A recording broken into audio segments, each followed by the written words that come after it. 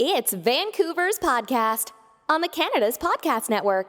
Hi, this is Angela Faye Barnard coming to you from Canada's podcast, where we're talking to entrepreneurs making it happen across British Columbia so you can listen, discover, and engage.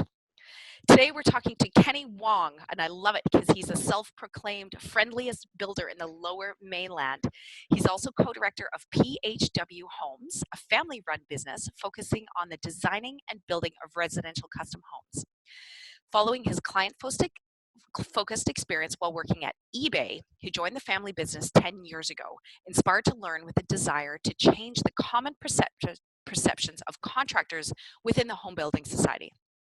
Since then, PHW Homes has grown substantially, has been featured in the Globe and Mail and Global News.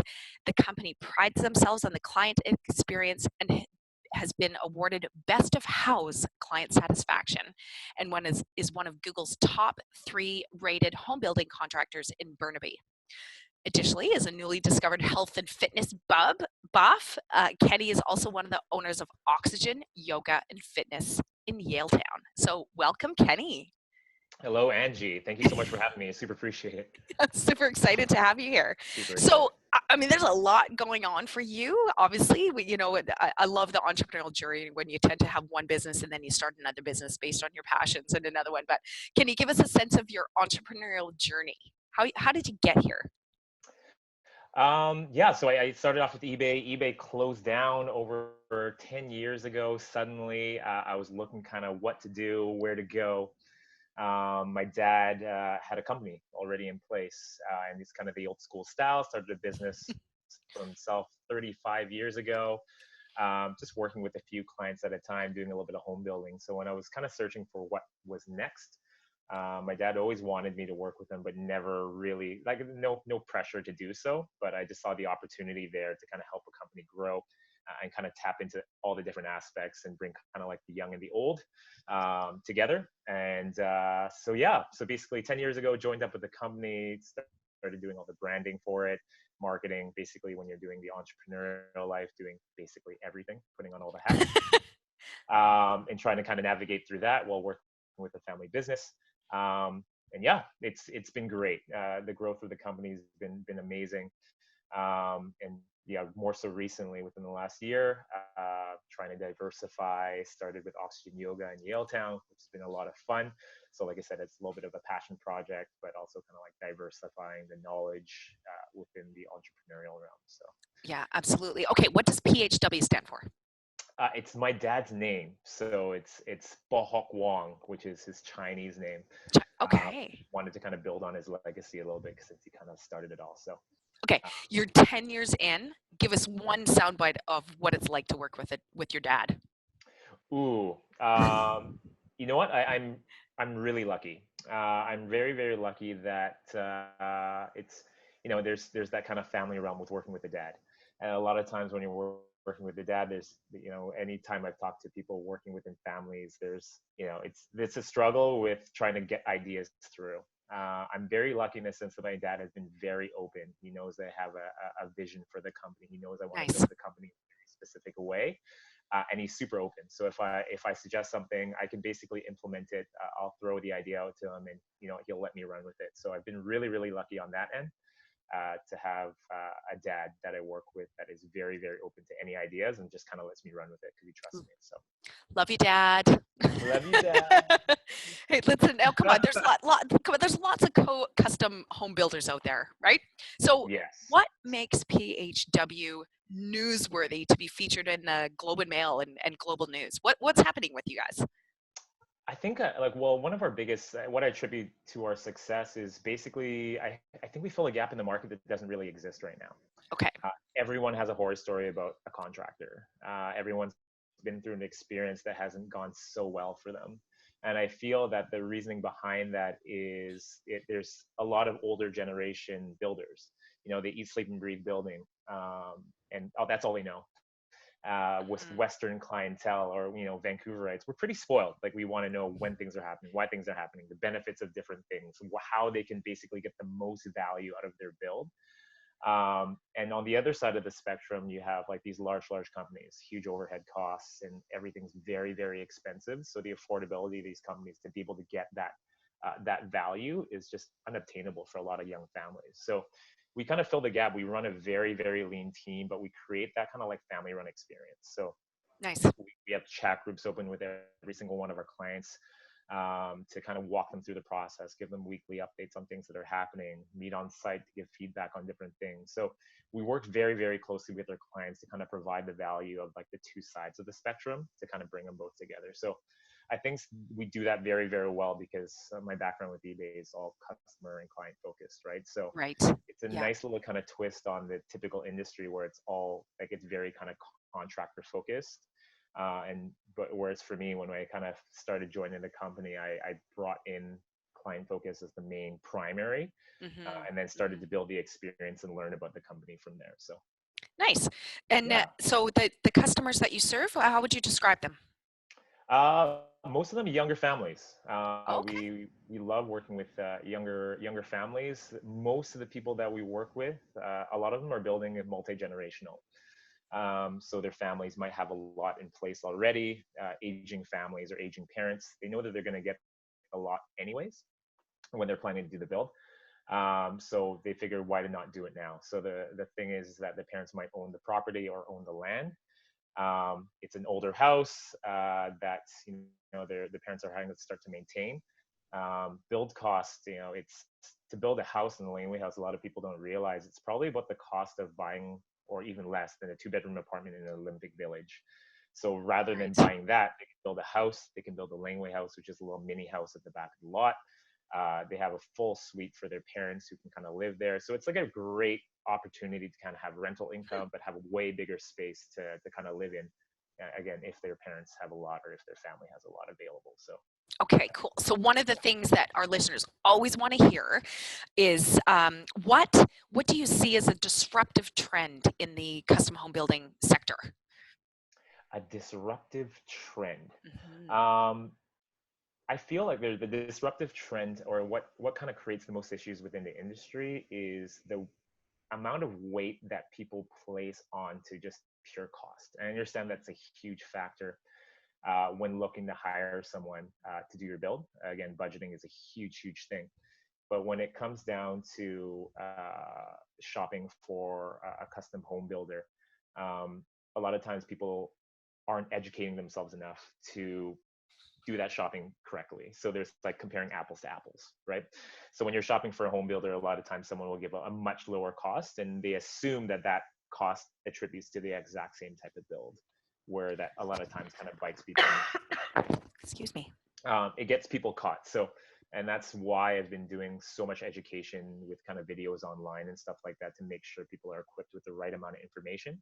Right. And finding someone with the best value, because a lot of times people get caught, and you see so many homes, especially in Vancouver, that are stopped in the process because They run out of money. They run out of money. Yeah. They thought they budgeted for a specific amount for the build, and that was exactly what they had, but the build can be completed for that price. So just being super transparent with our clients, and even our initial meetings with our clients, is just education and making sure that they have the right amount of information to hire the right builder for them. Well, it's interesting you say that, because I just came back from a big conference in Toronto, the Collision Conference, and one of the kind of trends that was talked about there was how much more educated the consumer is at the point of purchase, right? So it sounds like you're kind of tackling that by providing education, and it's good to know. Is that kind of stuff available on your website? Yes. So we have the cool. videos on the website. We have a YouTube channel as well. Right. And it's everything that you'll need to basically help you shop for a home build, the different tips on shopping for a home builder, the common mistakes for a home build. Just the education piece is so important to us. So, Kenny, honestly, from a consumer's point of view, how do you kind of get through all of the infinity of information that's on the internet to be to slice through and have confidence, I guess, that that you're shopping with information that's real, that build information when you're budgeting and to avoid the blowout? Man, there's so much information out there.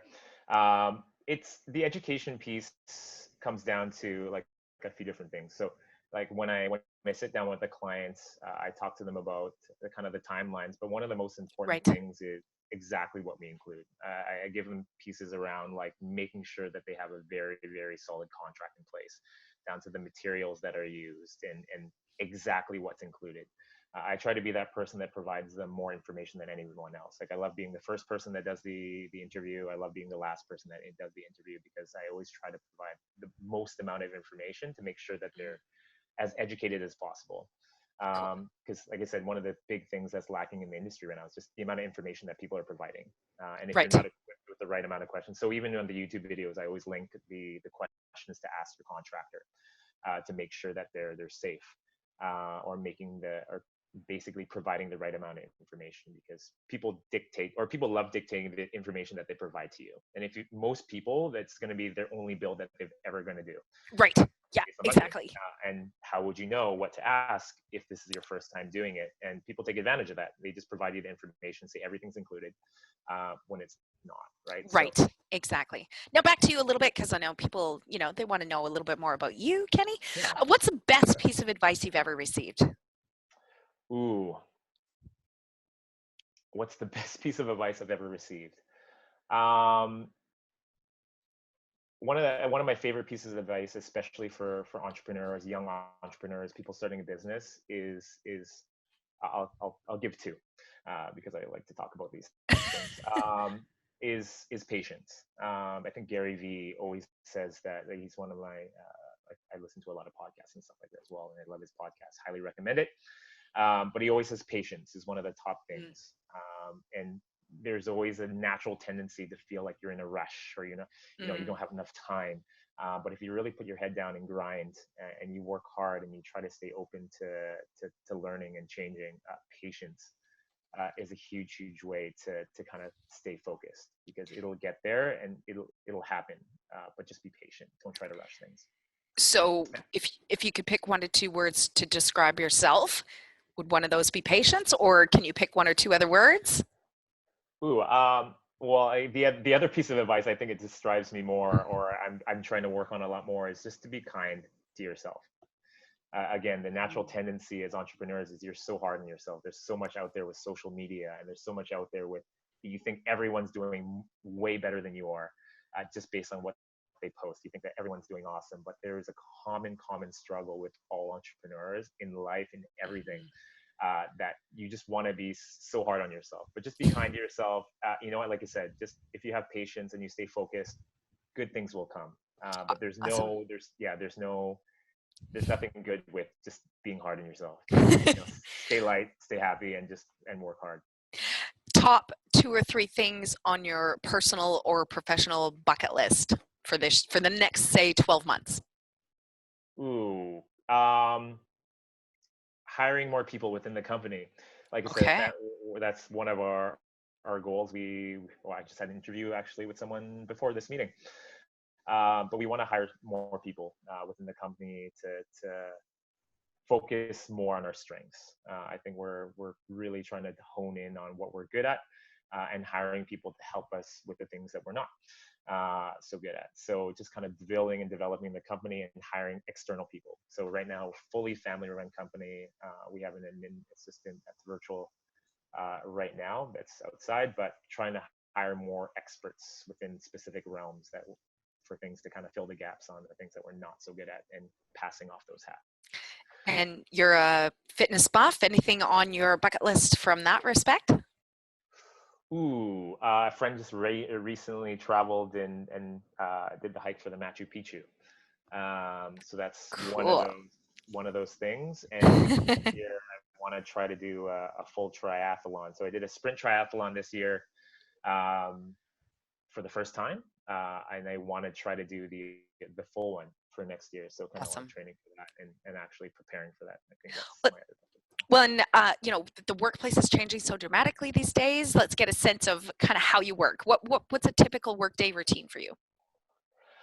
typical workday routine. So every morning I start off with a morning workout. I go to Oxygen Yoga at 6:15, or I go to Soul Cycle spin at 7. I kind of have to start my days off with a workout just to kind of like get everything moving, get everything going. It's become my routine. After that, I probably sit in the car for about an hour catching up with all my messages. WhatsApp is probably the primary form of communication, and phone calls, and some Zoom meetings. But usually the next hour after I get out of yoga while I'm unwinding is like messaging, updating clients, checking in on messages, checking with my, my sister, my dad and my brother-in-law who are in the company, seeing what they need, what things I kind of need to do for the day, and kind of preparing my day.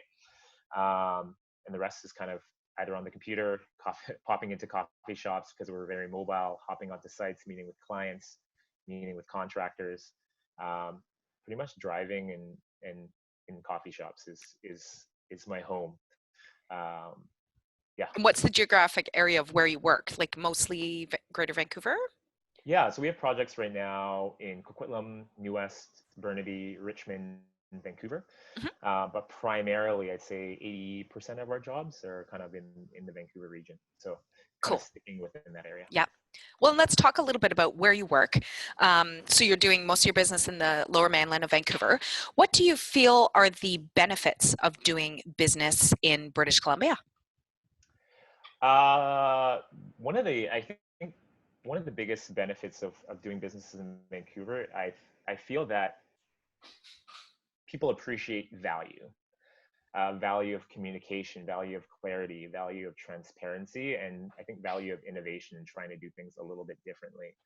My interpretation of people who live down here is we really appreciate the best value possible. I really Mhm. appreciate communication. So as an entrepreneur in Vancouver, if you have a good sense of communication and updating, especially within the construction industry, it'll take you such a Mhm. long way. Gotcha. What about challenges? Top Oh, challenges of doing business here?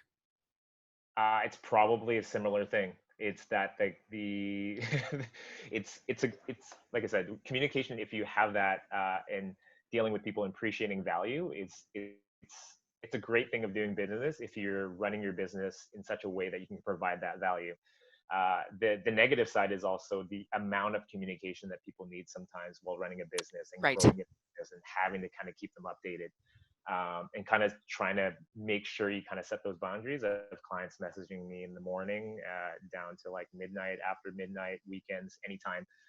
And I keep that open to them because that's the type of communication almost that's needed, but almost to a fault in the sense that if, like I said, as our company's growing and being able to provide that service of communication on that high level, Mhm. it's Mhm. difficult. It's not easy, and those needs need to be met on a regular basis to be able to sustain and build your company in the way that we're kind of seeing it. So, Cool. getting more help is helping us do that. So, So how about I mean, are you born and bred in Vancouver area?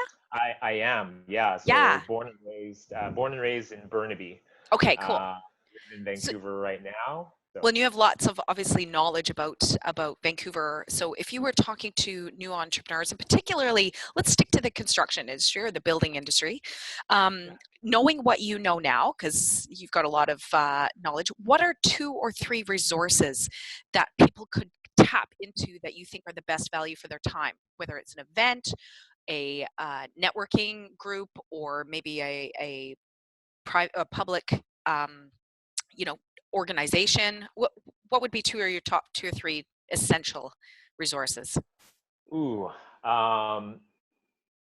So starting off, when I first started kind of within the business, something that helped me out a lot was BNI, so Business Networking Okay. International, and I'm sure you've heard of it. Yes. There's groups all over the Lower Mainland, so I joined a specific group in Burnaby called BNI Destiny. Um, Man, like not knowing so much about business, but jumping into the networking realm where there's accountability. You meet with the group every single week. You talk with young, growing entrepreneurs. You help support each other through your businesses. It was such a great way to, at the very least, kind of think about or focus on your business in some way once a week. You start off your morning nice and Right. early. You meet with people. You have to talk about your business and why that business is better than maybe other people, or why people should refer business to you. Mm-hmm. And even if you're not ready for it, or even if you don't think that you're prepared, I always tell people, jump right in there. There's invaluable experience in joining a networking group where you have to Yeah. meet with those same people every week, and you're accountable to them, especially if Nice. someone's so that's one. Two is podcasts. I'm a huge podcast junkie. The amount of information out there where people are talking about their businesses, their struggles, their learnings is like, and I'm sure that's why you guys kind of got into the podcast realm, because there's Mm-hmm. so many people looking for information, and also how they can get out of ruts, or how they can, push themselves to the next level. So there's so many podcasts out there that I love to You listen to. mentioned one earlier in the interview, Kenny. What was the one? Can you bring it back to us?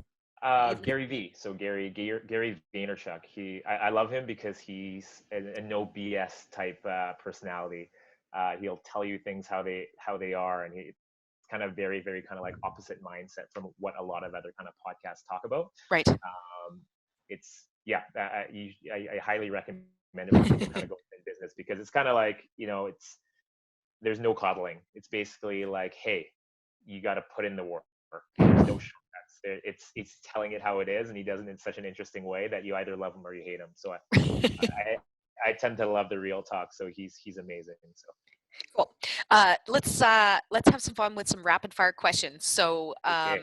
the idea is our listeners are gonna be writing some cool things down that you're saying, but Cool. and some of them will be resources, and some of them will just be ideas or inspiration. But so first of all, what's keeping you up right now? Oh, what's keeping me up? Whenever I have, what's keeping me up right now? Whenever a client is not happy about anything, I take it very personally, not against them, but against myself. So I'm like, when I say be kind to myself, that's something I have to remind myself every day. But it's something that keeps me up at night. I'm always trying to think about ways to better service my clients. I know that sounds almost like a little bit cheesy, but I really, really care. So when someone's not happy, I want to try to find a way to make it better and make it work. Cool. Is there a book that has been impactful for you that you can recommend to others? I'm horrible at finding the time to do specific reading, but I listen to audiobooks. Audiobook resource. One of the books that I read that I liked a lot is the what is it called? The Four Pillars. Or the Four Agreements. Sorry, with Don Miguel Ruiz. Awesome book. It's a very kind of like life self-help book, but it talks about one of the biggest things is being impeccable with your word is one of the pillars. Basically being completely honest, completely transparent with everything that you say. When you say you're going to do something, do it. So Me now, outside of your home of Vancouver, what's your favorite place in Canada and why? my favorite place in Canada, besides Vancouver, I love Montreal. I was there recently. I've been there a couple times. I love the people there. I love the culture. Old Montreal is such a cool place. It feels like you're in Europe, essentially. So if anyone hasn't gone to Montreal, the food's amazing. If you like poutine, the birthplace of poutine, highly recommend it. And there's a 24-hour poutine place. That's Totally important. enough. Yeah, Okay, that is enough to get you there. And let's go back, bring it back to Vancouver. What's your favorite spot to recharge or be inspired in Vancouver? Recharge or be inspired in Vancouver. You know what? To be completely honest, my morning workouts are my best place to kind of recharge. Like I said, like oxygen yoga is basically, and it's not like a plug. I worked out there beforehand, but it's like boot camp in an infrared sauna, and then you have Soul Cycle, which is basically dancing on a bike. But there's so much learning. There's so much clarity in a place where you're struggling to survive to the end of class. You have to get out of your own head. You're the most present in those specific places, and I feel I'm the most productive directly after a class. So that is kind of my church. Who is your most influential mentor? Well, my most influential mentor would probably be my dad.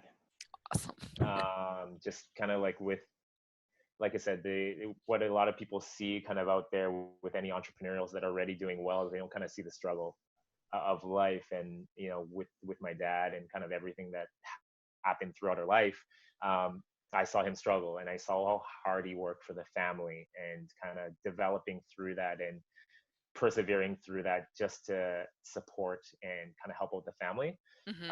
It stuck with me. So that work ethic, that drive, that need to succeed no matter what, was probably one of the biggest takeaways from in my relationship with my dad. So On your desk or on your wall, do you have a motivational quote that keeps you, that you kind of have as a bit of a mantra?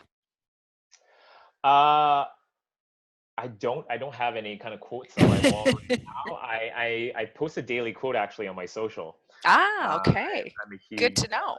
so my personal, I post a daily quote. If I don't post it, people usually harass me afterwards. They're like, "Where's your daily quote?"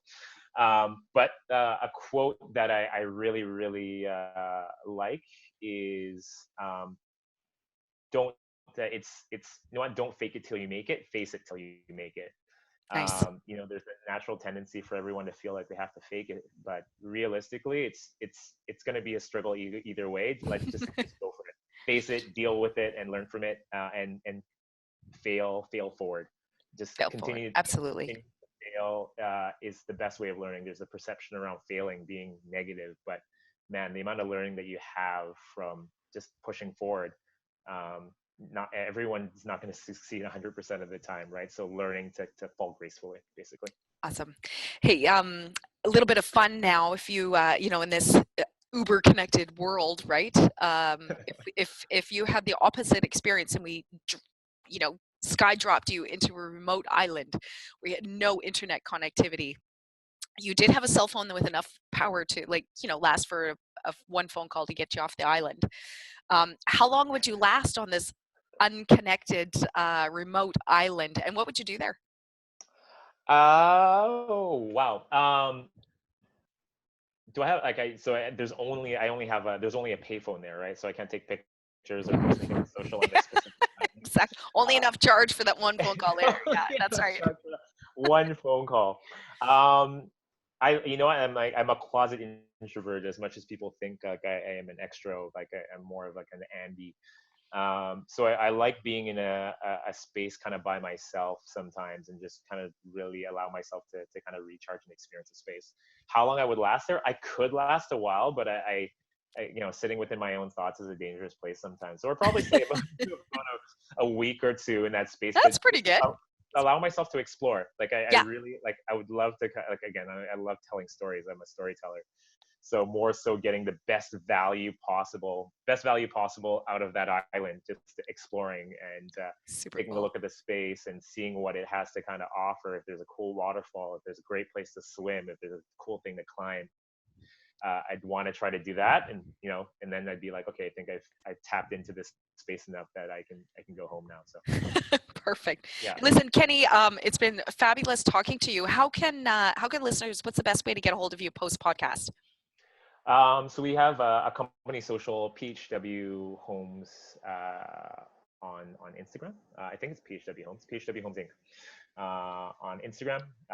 Personal Kendo604, if you kind of want to follow me there, that's a cool space to kind of link up. But from a business perspective, that's where we go. Website is www.phw-homes.com, and you can find our YouTube channel on there as well. Awesome. Well, thanks, awesome listeners. We wouldn't be here if it wasn't for you, so thank you for joining us. We encourage you to listen, discover, and engage, and connect with us on canadaspodcast.com. We want to hear from you, and want to thank again Kenny Wong for joining us here from Vancouver. And until next time, Thank you so much. see you again.